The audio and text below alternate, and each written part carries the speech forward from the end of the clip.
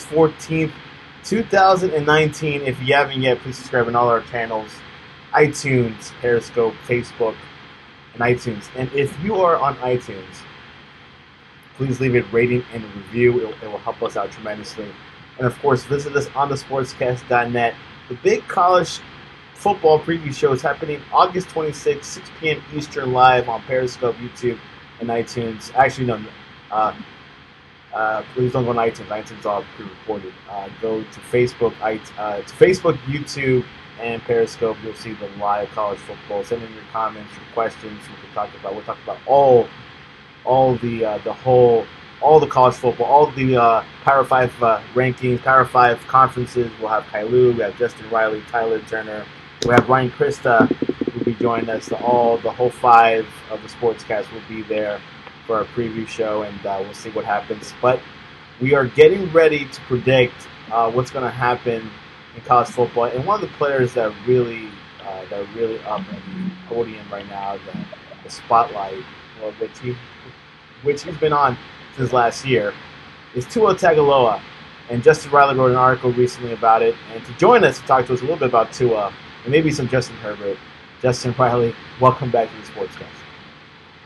Hey, man, what's going on? It's been a long time. Like I said before we got on here, I got a little bit of podcast rust, so please don't hold that against me, folks. We're going to talk about 99% Tua, maybe 1% Justin Herbert. How's that? Exactly. And here in the Sportscast, we're really, really excited about college football as one of our main sports, one of the main topics we talk about on the Sportscast.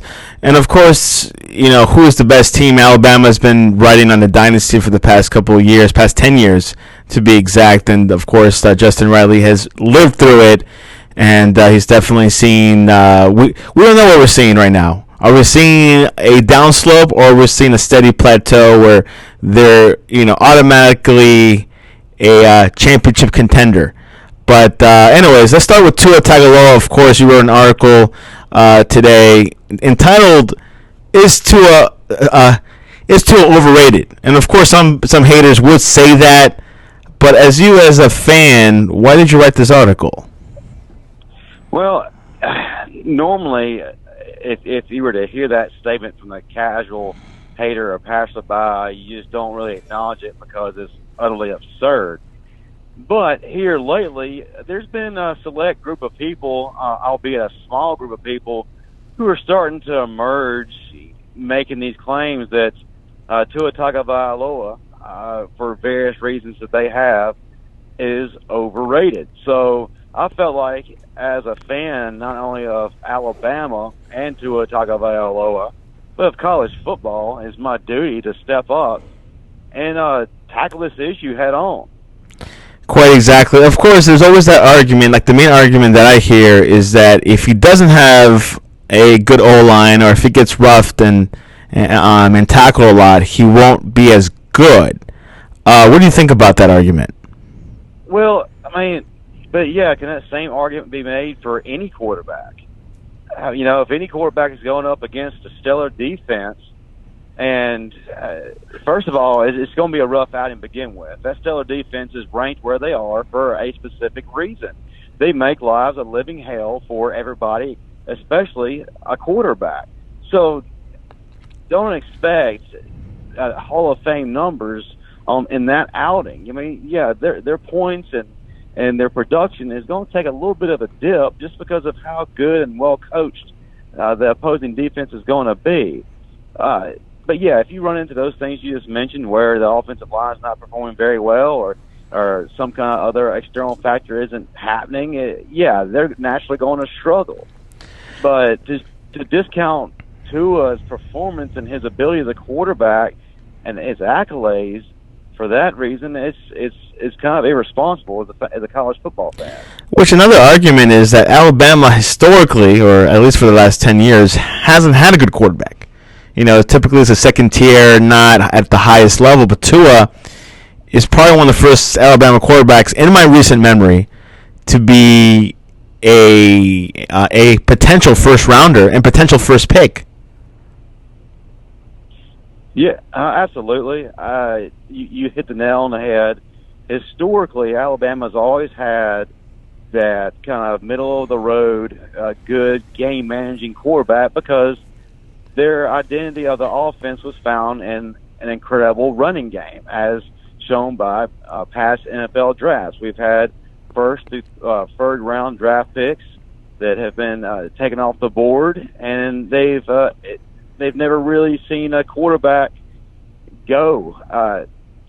I think the most recent quarterback we had drafted was A.J. McCarron, and he wasn't drafted until the 5th round. So, by history purposes, we hadn't really been an aerial assault type offense. However, the way things are adapting, the way things are changing, Nick Saban had to adapt. So he brought in signal callers, coordinators that can update things. And they brought in Tua Tagovailoa and went a completely different direction than what they're accustomed, and it's paid off in huge dividends. Let's go into your article where you mentioned when it all began in January 2018 when the backup Tagovailoa went into the national championship for the second half, which was pretty gutsy by Saban. Of course, no one has heard of Tua. I didn't hear about him till the second half. And you mentioned about even ESPN analyst Kirk Herbstreit went to say, if I see Tua trot out there for the first snap, I'll just say to everyone, I'm sorry, because it's going to be a long year, and they're going to score literally 45-50 every game. Then there was his performance. Of course, that second half was a really good second half of Tua, and that definitely, that kind of foreshadowed of him being the starter. Why did he had a good second half? Like, what was his secret sauce? Well, the main thing, like you mentioned earlier, Tua brought something to the table that past Alabama quarterbacks didn't have, and that was the ability to throw the ball around. If you weren't an Alabama fan, like you just said, you really didn't know a whole lot about Tua Tagovailoa unless you're just one of those recruiting nerds who pays close attention to all the fine details and recruiting season. But if you didn't, you really didn't know a whole lot until you saw him on the national stage. But as an Alabama fan, you got to see glimpses of him throughout the season when Alabama had sizable leads against opponents, and you got a really kind of a taste of what he would be possibly producing for us. He showed good intangibles, and you could see when he was in, he had a little bit of something that other quarterbacks didn't have. He definitely had something that Jalen Hurts didn't have. Jalen Hurts was great. He carried us to new levels. But the thing about Tua was he is not a one-dimensional quarterback. He doesn't rely solely on his run. But also, too, he was a quarterback, unlike Jalen, who was going through all of his progressions and looking at all his receivers instead of looking to a primary receiver, and if he wasn't open, just taking off. No, he could stretch the field. He could keep you honest. And Georgia wasn't ready for that. They didn't practice for that. They practiced for Jalen. And as soon as Tua hit the field, the whole game just changed. The offense opened up, and suddenly we didn't just have Calvin Ridley. We had several other receivers that are very good, very capable. Henry Ruggs, Devontae Smith, who ended up catching the game winner. So it changed everything. And as soon as that happened, like I said in the article, Tagovailoa mania was born. And all the media just began to just hype, and creating this incredible pedestal for a 18/19-year-old kid to live up to. And then we go into the season, and he makes that comment that you just mentioned, saying, if he trots out on that field, it's over. And of course, right after that, Tua started just blowing the doors off the stat books. He started doing incredible things, living up to that incredible billing. So people just started running with it, and they started comparing him to former NFL and college greats. And like I said in the article, it's like they were already setting the plans in motion to start carving his face out on the Mount Rushmore of college football. So, yeah, this just incredible pedestal was being built and placed upon this 19-year-old kid's shoulders. Yeah, one of the comparisons you gave him was Dan Marino and Drew Brees, and then you said Drew Brees will give Tua a endorsement, and that's something that I've not heard any comparisons to. I usually hear about Russell Wilson comparison, but you're right, he does have the arm of Dan Marino. Yeah, absolutely, man. He's got a cannon for an arm. You don't have to worry about arm strength there, man. He can fire it down the field. But he's also got the durability of a Russell Wilson as well as a Drew Brees.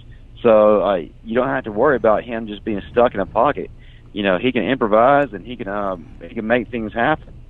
Now, looking at the onward season, he will not have Jalen Hurts around. And of course, last season they most of the games, maybe all of the games, they split. First half was Tua, second half was Jalen, and the championship didn't play Jalen at all. How do you see this next upcoming season for Tua? I mean, will this be a do or die moment, or do you think you're pretty confident he'll do a good job playing a full game?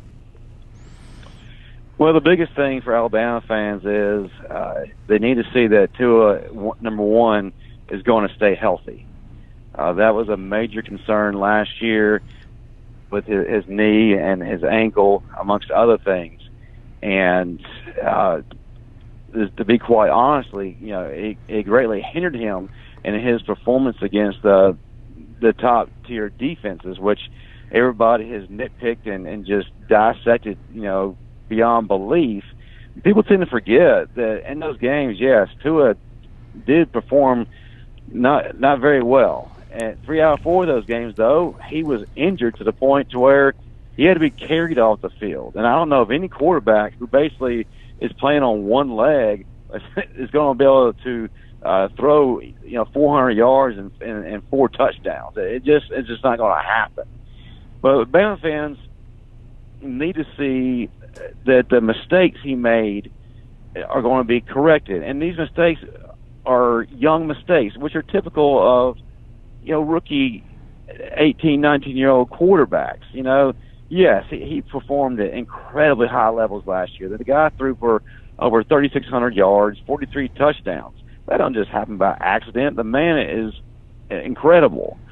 But he did have his faults at times. And if he doesn't correct those, then we can start, doubting his ability and maybe even say overrated. But I seriously doubt that he's going to be that. I think he has worked on those things. I think that he has fine-tuned his problems. But it's just a wait-and-see moment. One of the things we need to see is if things start going bad, Tua does have a tendency to try to force an issue. Otherwise, better left alone. He tries to do too much. He tries to hit the home run button, and instead of just kind of letting the game come to him. If he can just relax and make his check downs and eliminate that, I think he'll be okay. Also, too, he needs to learn how to just get rid of the ball. When at times he would hold the ball too long, and he would take unnecessary hits. But a lot of those times came when he was injured, and he tends to play a little timid, a little safe when he's not 100%. But then again, anybody's going to be that way as well. But Alabama fans just really need to see that these small issues that are correctable, understand they are correctable, are going to be taken care of, and I think they will. The thing is, people need to realize too, nobody knows these things more than Tua Tagovailoa. So I guarantee in this off season, he has spent a tremendous amount of time working on these issues, and I think they're going to be resolved, and I think you're going to see a better Tua Tagovailoa this year. His backup quarterback is Mac Jones, presumed. Of course, the other quarterbacks are freshmen in the squad. So we'll definitely, like you were saying, you were explaining some things of how can Tua stay healthy. And, yeah, maybe do you think he probably needs to throw the ball more than just running around?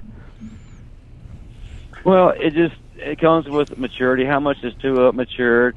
Another thing is too, how are these new coaches that have come in with since the departure of Loxley, and then our quarterbacks coach that went to Miami?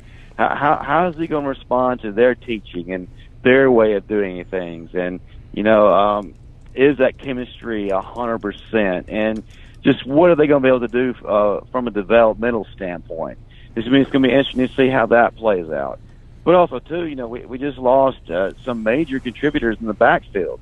You had Damian Harris, is now a New England Patriot, and you have Josh Jacobs, who is a first-round pick to the Oakland Raiders. So we're going to have some help in the backfield to take a little bit of pressure off of Tua Tagovailoa.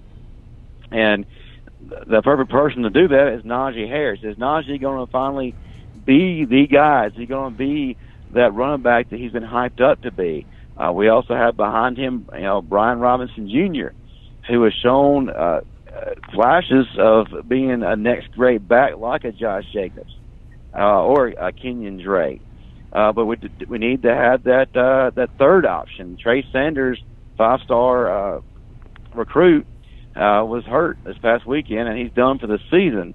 So who's going to take that spot? Some talk's been made about Jalen Waddle possibly coming in and playing a little bit, at that position too. So it kind of depends on how all that works together. How are the injuries so far for Alabama doing this past summer or this past camp? Well, everything was looking great until this past weekend. Like I just mentioned, Trey Sanders went down with a injury, and then we also had Josh McMillan, who finally got his opportunity to be the starter at linebacker. He's done, 5th-year senior. So maybe he can apply for a medical red shirt and come back next year. I'm not sure, but those are two significant injuries. It seems like we can't make it through any fall camp without getting an injury at linebacker. Back to Tua. As of right now, do you think he still will be the number one pick for the NFL draft in 2020? Man, to be honest with you, I really don't, get into all that. If I was to draft according to today, if the draft was today, I would say, yeah, you absolutely got to take it. But it really just, for me, it depends on how this season plays out. Has he been able to correct those mistakes I talked to you about? And what else is he going to be able to do? Is he going to continue to solidify, that claim and that prediction from all the NFL analysts and pundits? So, it's just kind of a wait-and-see game for me. It's interesting how these quarterback prospects and these draft order picks kind of change throughout time, even through months or even days. Because remember, a year ago, Kyler Murray was not even in talks to be the number one pick. And who knows what will happen to Tua. Tua has had a great 2 years, to be honest. He had some pitfalls last year, but he's led Alabama to a national championship. Anything can happen in a year, but I still think he's still a first rounder no matter what happens. I think so too, and you're absolutely right, man. As far as predicting the NFL draft picks, the draft order, where people are going to go, man, these analysts are so fickle. It can change at any given moment. A split second. The Kyler Murray situation, for example. And of course, did you know who was Kyler Murray 1 year ago? Well, you know how great he was, and he's a great college player. But everybody at one point had pretty much written off him as an NFL quarterback, and said that he wasn't going to be able to be an NFL quarterback. He needs to stick with baseball. Then about a month before the draft happens, all of a sudden it's a complete 360, and he all of a sudden is then mentioned as a first pick. So it's just really crazy, man. You really can't pay a whole lot of attention into these things and put a lot of stock into these guys' statements, man, because it's basically the flavor of the week. A little off topic. Do you think Kyler Murray will do well in his first year with the Cardinals? I think he's going to do as well as he can, considering he's with the Arizona Cardinals. That's not saying much. No, well, it's not because they're a franchise that is in mass rebuild mode right now, and they got a new coach. They're going to have to do something about that offensive line that was one of the worst in the NFL this past season. I mean, they had 11 different lineup changes at one point. Man, I feel sorry for Kyler Murray, and they're going to have some solid wide receiver play. They're going to have their running back 100% healthy. Larry Fitzgerald is going to be able to help him, but the thing is, how much longer is Larry Fitzgerald going to be there? I don't think more than the season. Yeah, I don't think so either. I just think if he can take his rookie bumps, which are probably going to be a lot of bumps, I think he'll be okay. But don't expect for him to have a Pro Bowl type season, considering the state of that team right now. Do you trust Cliff Kingsbury? I really can't right now, just because he's one of those gimmicky type coaches. And usually gimmick type offenses don't really translate well to the NFL, as do their players. So, I mean, I'm not going to write him off completely, but he's just going to have to really show what he's going to be able, what he did. Well, I didn't think he was that great at Texas Tech, to be honest with you. I was really completely just blown away by the hire. Is he going to be able to transcend over to the NFL? Is he willing to make certain adjustments to his offense in order to adapt to the NFL? I don't know, man. I really am not a firm supporter of him right now. We did not plan to talk about the Cardinals, but of course Murray came up and obviously compared to Tua. Back to Tua, is there really a debate between Tua versus Justin Herbert? Well, the media wants you to, because that's what sells the papers. That's what gets you to click on to the website. That's what gets you to tune in to the preview shows and all this and that. I think they're two different style quarterbacks. I think they're both tremendous quarterbacks. Right now, I kind of like Tua a little bit better than Justin Herbert. I just think that Tua has he's more of just a wow. When you see him, man, it's just like you never know what's going to happen, but at any moment he can erupt and he can just take over a game. So he's got that wow factor to him. But everybody's looking at Herbert as the prototypical NFL type quarterback. So a lot of the draft guys are really leaning more towards him, and their confidence is leaning more towards him. But I think overall, from a production standpoint, Tua has shown me more than Justin Herbert has at this point. How much of a big deal the injury of Baylor Cup for Texas A&M will be? Do what now? How much of a significant factor will be Baylor Cup? He underwent surgery to repair a broken leg. He is with Texas A&M. He's a freshman. I don't expect much of him, but I guess he's a freshman, so we have low expectations.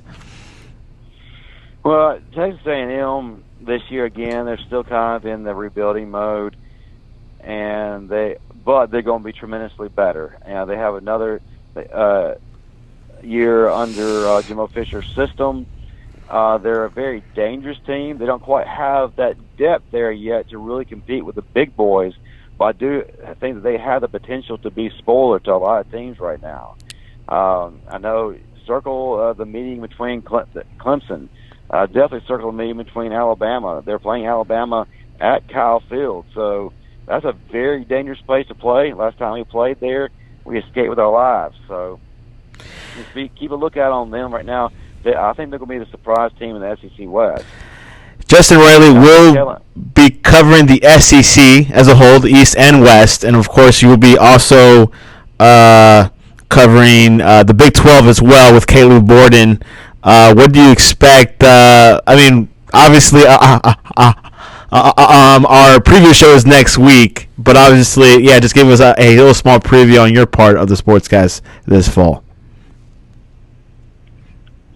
Well, I'm afraid if I start talking, I'll probably reveal too much, but the SEC is going to be very strong this year. I think the SEC West is going to be the dominant side yet again. It has the most talent, and they they have the best potential to really do a lot more this year. They have several candidates for a New Year's Day bowl. The SEC East is the biggest mystery because once you get past Georgia, you really don't know what's going to happen. It's Georgia, man. There's no competition against Georgia in the East. Apparently, they locked it. No, at the moment, no. And Kentucky had a phenomenal season this past year, best in school history, or one of the best in school history. But the thing is, though, can Kentucky sustain that level of success? We don't know. And then, what state is Florida in? I mean, they have been the center of a lot of controversy during the off season, and they had some people leave. So where are they going to be? Is Felipe Franks going to finally live up to the high accolades he received coming out of high school? What's he going to do? It's just really just kind of a I don't know when it comes to Florida because you don't know how they're going to respond with all these things that have happened. And I think they go as far as Felipe Franks can take them. But we're going to see. I think Tennessee is going to be tremendously better. I think South Carolina is going to be a dangerous team. Yeah, we're definitely going to save it up for next week, of course, and that's going to be pretty exciting. The whole preview show of college football is so massive, so big. We're going to cover a lot in that. I was about to say an hour, but it's definitely going to be. I was going to say a half hour, but it's going to be probably an hour or so. Anyways, wow, towards the end of the show, we got not much predictions going on. Baseball, but I don't think you watch too much baseball. No, I don't, man. I'm trying to get ready. For this college football season and get my mind right. I guess you can predict what's going to happen at the preview show next week. I feel like that Ty Turner is going to disagree with probably about 85% of what I say. It's going to be exciting. Of course, we have Ryan Krista in the mix, and then Kai Lu's coming on as well, so it should be pretty exciting. Random question is, what is your favorite space movie? Man, Star Wars, brother. One of the greatest movie series of all time set in space. Don't really think anything's better than that.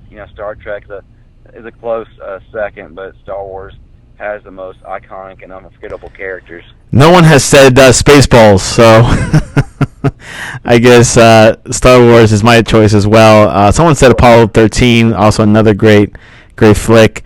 And lastly, we'll just add this one. What is your favorite Tom Hanks character? Easily, man. Forrest Gump, one of the greatest movies ever made. And plus, he played football at Alabama. I would have to say I picked the guy from Castaway, but I'm going to say Woody from Toy Story. You would come up with something completely from left field, man. I like that. Yeah, that one. No one's mentioned about him, but it's definitely a good character. Which I saw Toy Story for the past couple. Probably twice this past month or two. So it's weird. It's sometimes there's nothing on, so you just watch Toy Story. Justin, how can people reach you online? Well, I am one of the main people running our Twitter account at thesportscast.net. And I also do the same with our Instagram account and our Facebook account. So there you go. You got 3 venues in which to contact me. There you go. And, of course, visit us on thesportscast.net for the latest. Our big college football show is next on August 26th, 6 p.m. Eastern, live on Periscope, YouTube, and Facebook. And of course, it'll be recorded, and you can listen to it on iTunes or on YouTube and as well on Periscope. So pretty exciting stuff coming on. The Sportscast is getting ready for the college football season. Really excited. Justin, I appreciate you coming on to the Sportscast. Well, it's no problem, man. And I want to kind of, give us a little summary of everything. First of all, these haters just really need to shut up and just stop. And they just need to let a story write itself. Let it play out the way it needs to. Don't hold those 4 games that he didn't do well in against him. Okay? Those are just 4 games. 3 of which, like I said, he was hurt. and no quarterback is going to play at the highest capacity when they're battling injury.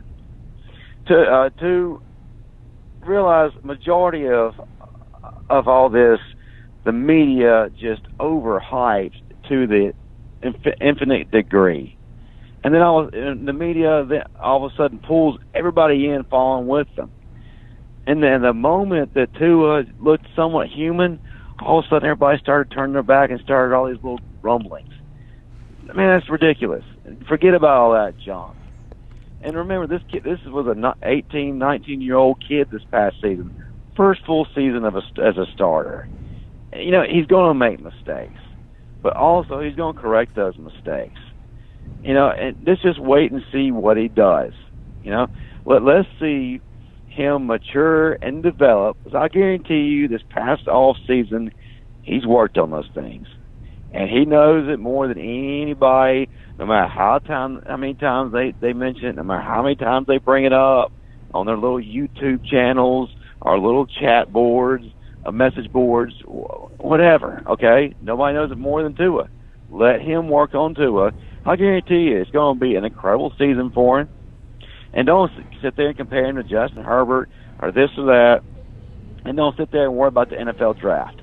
Let that worry about itself when it comes time to.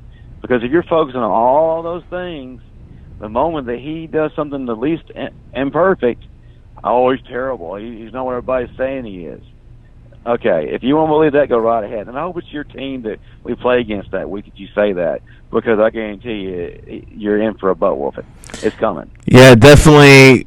All eyes are on Tua. Obviously, he's still in talks of being the number one pick, or definitely in the first round. For the very least. But definitely Tua is definitely one of the stars in college football, and many others, because college football produces some great talent, and hopefully we'll see the best of the best. Justin, have a great night. You too.